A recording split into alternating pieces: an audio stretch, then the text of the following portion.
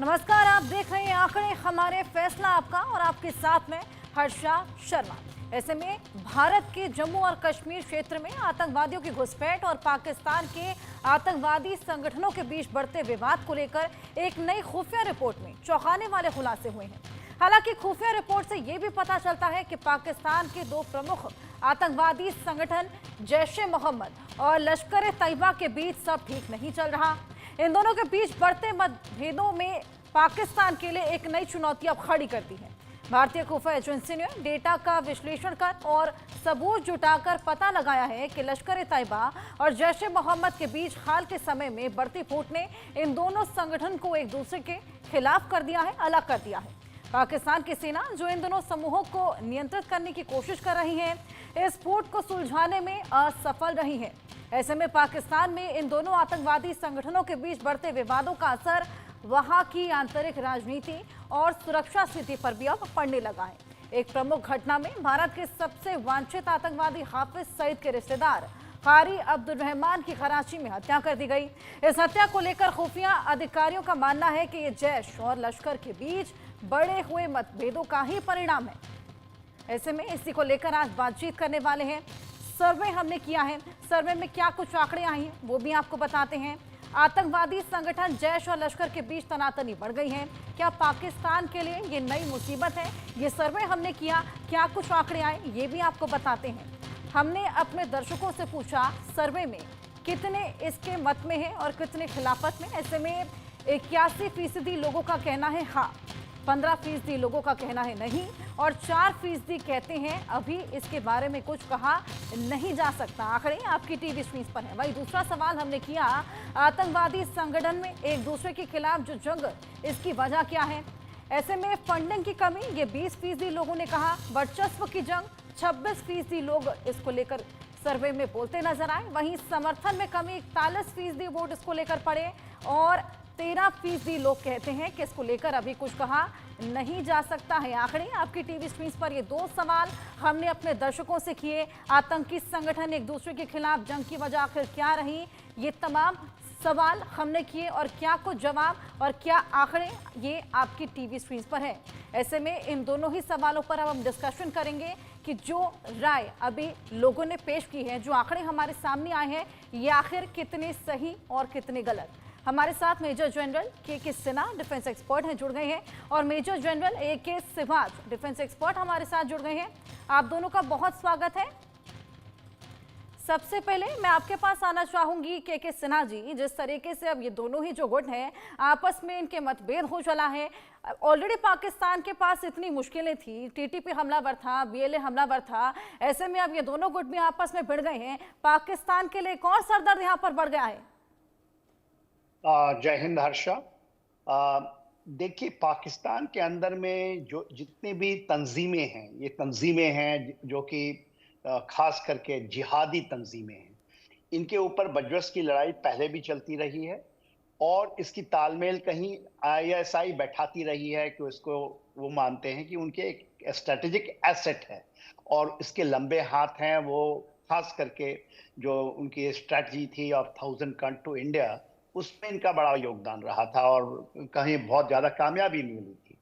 मगर प्रॉब्लम अभी जो आपने सर्वे दिखाया है, तकरीबन लोगों का एक क्योंकि कितने स्ट्रेटेजिक डेप्थ पे वो जाते हैं अपने विश्लेषण में बिफोर वोटिंग में, वो उस पर जाहिर करता है। मगर मेरा एक मानना है, क्योंकि इन चीजों को बहुत गंभीरता से लेने की जरूरत होती है और उसको समझ की जरूरत होती है।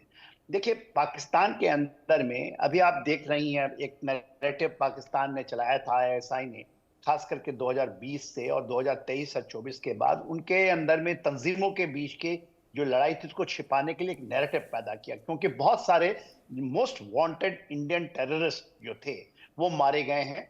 उनकी संख्या तकरीबन पहले 20 थी, अभी बढ़कर के 27 या 31 के आसपास हो चुकी है। और जिसमें आप देखिए ना, बहुत सारा, चाहे जहूर मिस्त्री जो 2022 में मारा गया था, जो कि IC-3814 के हाईजैकिंग में उसका बड़ा रोल था, वो मारा गया था कराची में 2022 में। तो वहां से ये नैरेटिव चली थी। अभी आपने जैसे अबुल रहमान की कल बात की, जो कराची में मारा गया, जो हाफिज सईद का खास करके बहुत क्लोज था और फाइनेंसर भी था। तो उसका एक फाइनेंसर, एक रिलेटिव मारा गया वहां पर। तो अभी जो है ये जो खुफिया जानकारी आई है, जिसके बारे में आपने सभी दर्शकों को बताया, इंटरफ्रैक्शनल गैंग वॉरफेयर ये चल रहा है। देखिए वहां पर 3 बड़ी तंजीमें थे भारत के अगेंस्ट में, लश्कर तोयबा, हिजबुल मुजाहिदीन। अब हिजबुल मुजाहिदीन का नाम नहीं आता क्योंकि हिजबुल मुजाहिदीन के सरगना थे सैयद सलाबुद्दीन, वो तो कश्मीरी थे जो कि पाकिस्तान में शरण लिए हुए थे। जो एलएटी है और जमाते उद्दावा जिन्होंने नाम चेंज किया था, जिसमें हाफिज सईद हैं 26/11 के जो मास्टरमाइंड है, और सारे, और लश्कर और जैसे मोहम्मद जिसमें मौलाना मसूद अजहर, और सारे यूएन डेजिग्नेटेड टेररिस्ट हैं। यूएन ने इनको लिस्ट में डाला हुआ है, और उसको यूएन डेजिग्नेटेड टेररिस्ट को बचाने के लिए चाइना भी आता रहा। मगर जो अभी जो वॉर है उसके बहुत कारण हैं, बहुत सारे कारण हैं।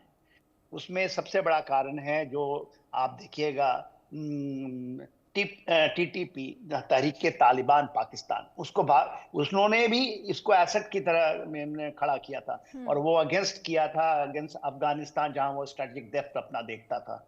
और जिस तरह से तालिबान को लाया, यदि आप बीएलए की बात करती हैं, तो वो जो चीजें, बीएलए तो खैर एक मूवमेंट है, इसके साथ उसका कोई तालमेल नहीं है। जो तहरीक तालिबान पाकिस्तान है वो भी अपनी चीज बदल रही है, और आज के दिन में भी, क्योंकि देखिए इसमें बेसिकली कि इनको जिकात आती थी, पैसे, इन संगठनों को मुस्लिम देशों से डायरेक्ट फंडिंग था, जकात मिल इसको कहते थे। इसके अलावा आईएसआई की जो फंडिंग थी $200 मिलियन की हुआ करती थी। पहले उसको वेस्टर्न कंट्रीज देती थी, जिसमें बहुत सारे, मैं नाम नहीं लेना चाहता। अब उसको चाइना देता है।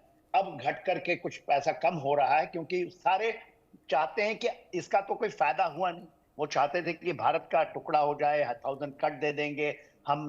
साउथ ईस्ट एशिया में जो एक गोल था चाइना का, या अमेरिकन गोल भी रहा है, या वेस्ट का गोल रहा है, वो तो कहीं भी अचीव नहीं किया। भारत आज के दिन में जिस तरह से खड़ा है, कि सबको चाहते हैं कि भारत के साथ आ जाए। तो आज जो चीजें आ रही हैं, इनके पैसे खत्म हो गए हैं, इनके पास लड़ाके नहीं रहे। अब कोई जाता है तो उसकी सेल्फ लाइफ जब आते हैं, इकोनॉमी इनकी बिल्कुल चरमराई हुई है, और इस बीच एक और मुसीबत अब उनके लिए खड़ी हो गई है। सिवाज जी, आपके पास भी आऊंगी मैं। जिस तरीके से आंकड़े जो हमने अपने दर्शकों के आगे रखे हैं, समर्थन की कमी के चलते यहाँ पर बताया जा रहा है कि दोनों के बीच में अब ये मतभेद बढ़ गया है, और अब ये पाकिस्तान के लिए तमाम मुसीबतें भी खड़े कर सकता है। स्पेशली साउथ और पीर पंजाल, जिनकी इंटेलिजेंस मिली थी भारत की सिक्योरिटी फोर्सेस को, वो भी एक राइवल ग्रुप ने दी है। जैसे मोहम्मद का था, वो हो सकता है लश्कर तोबा ने दी हो। तो ये सच्चाई है कि ये जो जैसे मोहम्मद स्पेशली, वो अब सक्रिय है ज्यादा कश्मीर घाटी में, और एलएटी अभी वहां पर ऑपरेट नहीं कर रही। जैसे मोहम्मद ये वही है कि एक पॉइंट ऑफ टाइम इनके रिलेशन मुशर्रफ के साथ बहुत खराब थे। जब जनरल मुशर्रफ थे वहां पर, तो ये यहां से पाकिस्तान छोड़ के ये चले गए थे आप पाक बॉर्डर पे, और जब इमरान खान आए तो इनको वापस ले आ गया, और अब ये बहुत सक्रिय हैं, और आपस में इनका गठजोड़ नहीं हो पा रहा है। आईएसआई ने बहुत ट्राई की, मगर आइडियोलॉजिकल डिफरेंस बहुत ज्यादा है, इनका सोच में बड़ा फर्क है। द रजिस्टर्स फोर्स जो बनाई थी पाकिस्तान ने, उसमें इन दोनों को इकट्ठा किया था, मगर आज की तारीख में ये बिल्कुल अलग अलग हो गए। और अब ज्यादातर जैसे मोहम्मद के आतंकवादी ही जो ऑपरेट कर रहे हैं जम्मू कश्मीर में, जितने भी बाकी रह गए। ये सच्चाई, इनका मोरल डाउन है, इनके पास हथियार बहुत कम है। आज की तारीख में सच्चाई ये है, इनकी लीडरशिप में कमी है। और अब पाकिस्तान की आईएसआई जैसे मोहम्मद के नए लीडर्स को भी भेजने की कोशिश करे। अब दो बातें इससे प्रूव होता है कि जैसे मोहम्मद के आतंकवादी हैं, क्योंकि इनके पास ज्यादातर नाटो और अमेरिका के वेपन हैं। M4 जो असॉल्ट राइफल है, और आपके पास बेसिकली ये वेपन आपके पास मिलते हैं। और दूसरा जो वेपन इनको मिलता है, ग्लॉक हैंड गन, वो भी इनके पास मिली है। जबकि जो लश्कर तोबा वाले आतंकवादी हैं, वो ज्यादातर यूज करते हैं या तो चाइनीज वर्जन या पाकिस्तान ऑर्डिनेंस फैक्ट्री के। तो यह सच्चाई है कि ये तो मान के चलो कि इन दोनों के बीच में काफी टकराव है। आईएसआई रिजॉल्व करने की कोशिश करिए, मगर हो नहीं रहे, और इसका फायदा भारत की सिक्योरिटी फोर्सेस को पक्का है। उसका क्या फायदा है? आप कहते हैं ना कि इनके डिफरेंस का फायदा कराओ, ये एक दूसरे की खबर देंगे, और उससे आप उनको करने में लगे हैं, आपस में एक दूसरे की जासूसी में लगे हैं, जिसके चलते अब भारत को इसका खामियाजा देखना पड़ेगा। चलिए आप दोनों हमारे साथ बने रहिए, एक और सर्वे हम अपने दर्शकों को पेश करेंगे। क्या जैश और लश्कर को पाकिस्तान सरकार से समर्थन मिलता है? ये सर्वे हमने किया, क्या आंकड़े आए ये भी आपको बताते हैं। 79% लोग बोलते नजर आए हाँ, वहीं 16% लोग बोलते हैं नहीं, 5% लोग बोलते हैं अभी इसको लेकर कुछ भी कहा नहीं जा सकता, कोई भी प्रतिक्रिया नहीं दी जा सकती। वहीं हमने एक और सवाल किया कि जैश और लश्कर के बीच विवाद का असर क्या पाकिस्तान की आंतरिक राजनीति और सुरक्षा स्थिति पर भी पड़ेगा? इस पर 80% लोगों ने हाँ कहा, 12% लोग कहते हैं नहीं और 8% लोग इस पर कोई भी प्रतिक्रिया देते हुए नजर नहीं आए, कहते हैं अभी कुछ भी कहा नहीं जा सकता। 80% लोगों ने बोला है हाँ। ऐसे में अभी जो दोनों ही गुटों के बीच में मतभेद बना हुआ है, इसका असर पाकिस्तान पे किस तरीके से पड़ेगा, इंटरनली कितना पड़ने वाला है? के सिन्हा जी। देखिए हर्षा, जो आपकी वोटिंग से आया है, एक बात तो सही है, एब्सोल्युटली सबको जगजाहिर है कि इसकी फंडिंग तो आईएसआई ही करता है, डीप स्टेट करता है, खुले तरीके से करता है। इसकी फंडिंग पहले बहुत सारे जो मुस्लिम देश थे वहां से भी डायरेक्ट जकात आता था, जकात का नाम कहा जाता था। मगर जो अभी क्या है, ये सारी चीजें बंद हो गई हैं क्योंकि वेस्ट एशिया के अंदर में सब लोगों ने ये रियलाइज किया है कि ये चीजें चल नहीं सकती।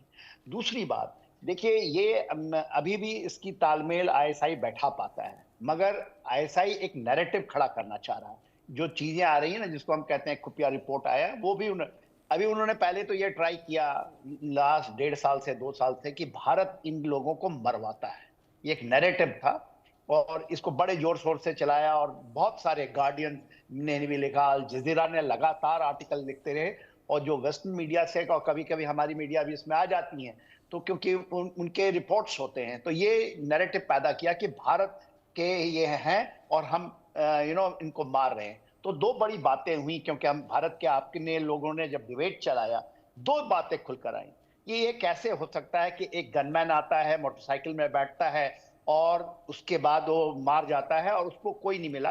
ये 3-3.5 साल से एक भी उनको नहीं मिला। दूसरा तरीका था, एक बार बार ये भी बोलते थे कि मोटरसाइकिल पे आए, गनमैन थे, देखे नहीं, मार के चले गए। कुछ किडनैपिंग की, फिर उसके गले कटे हुए मिले। और ये केवल पाकिस्तान के एक प्रांत में नहीं होता, पीओके में होता है, गिलगिट बल्तिस्तान में होता है, खैबर पख्तूनख्वा में होता है, सिंध में, पंजाब में, सब जगह होता है और इसकी तो झड़ियां लग गई।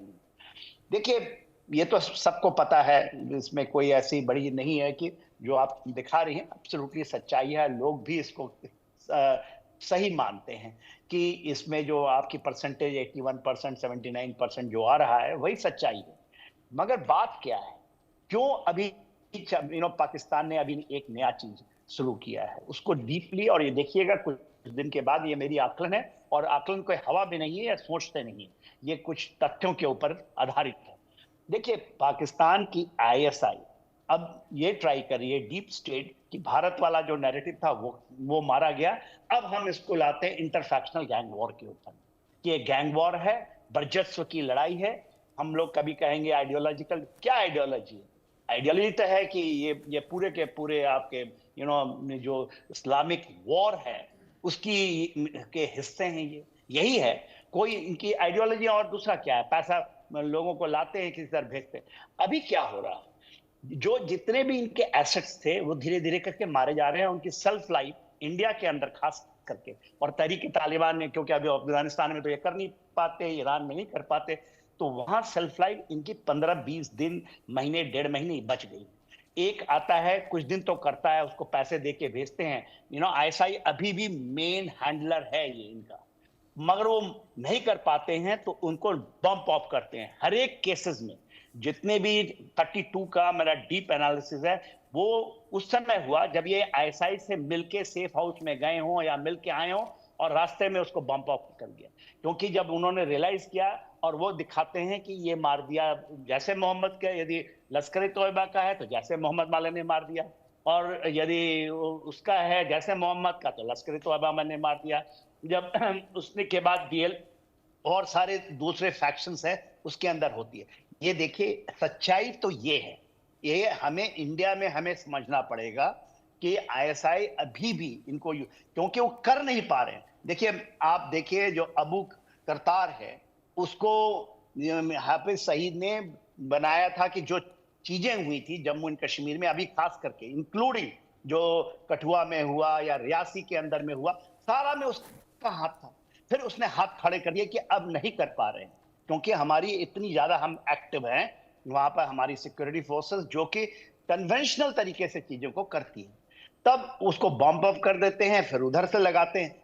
तो ये एक तरह का प्रेशर टैक्टिक्स है कि यदि आप नहीं करेंगे तो आपको बम अप कर देंगे, दूसरे तंजीमों का नाम ले लीजिए।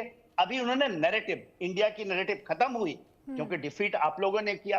बार बार आप जब डिबेट करती हैं, पाकिस्तान से लोग आते हैं, हम लोग करते हैं, सिबाज साहब उसको उनको ये करते हैं, काउंटर करते हैं, तब वो डिफीट हो गए। वो narrative false, malicious, anti India propaganda zero हो गया, क्योंकि सबने उनको बता दिया कि नहीं है। तभी नया प्रोपेगेंडा ये मान के चलिए, ये आईएसआई अभी ये डिफीट हो रही है इनकी। उनकी क्यों हमारी रीसेटिंग चाइना के साथ हुई?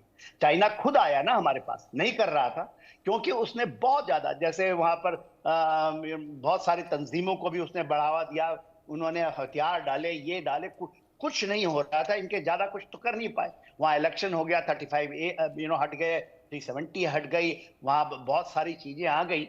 तो उनकी बौखलाहट है, धीरे धीरे ये जो शैडो वॉर करते हैं, ये सब नैरेटिव खत्म होगा, और जो कडलिंग करते हैं फोर्थ नैरेटिव बार बार ला करके, वो भी खत्म होगा और सच्चाई सामने आएगी। बिल्कुल सिवान जी, मैं आपके पास आऊंगी। 80% लोगों का मानना है कि आंतरिक राजनीति और सुरक्षा पर खासा असर यहाँ पर देखने को मिलेगा। आपका क्या मानना है? तो आपको ये समझना पड़ेगा कि जो दोनों ये पार्टियां हैं, जो लश्कर तौबा और जैश मोहम्मद, ये कहीं ना कहीं इंटरनल पॉलिटिक्स में भी इन्वॉल्व हैं पाकिस्तान के।